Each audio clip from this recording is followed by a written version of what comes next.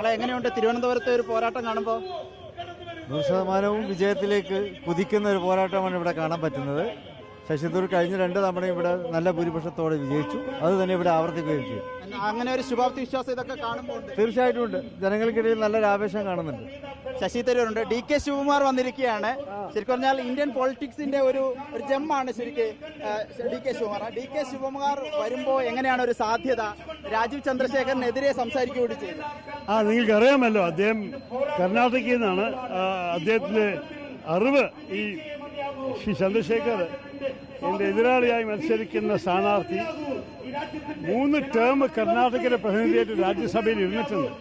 അതുകൊണ്ട് അദ്ദേഹത്തിന് നല്ലോണം അദ്ദേഹത്തിന്റെ പ്രവർത്തനം ഇല്ലായ പറയാൻ അറിയുന്ന സ്ഥിതിയിലാണ് അദ്ദേഹം സംസാരിച്ചത്. അദ്ദേഹത്തിന്റെ വാക്കുകൾ ഞാൻ ചേർത്തുന്നില്ല. അദ്ദേഹത്തിന്റെ അറിവ് ഇദ്ദേഹത്തിനെ കുറിച്ച് എനിക്കില്ല. അപ്പൊ അദ്ദേഹത്തിന്റെ വാക്കുകൾ തന്നെ ഫൈനൽ വാക്കുകൾ.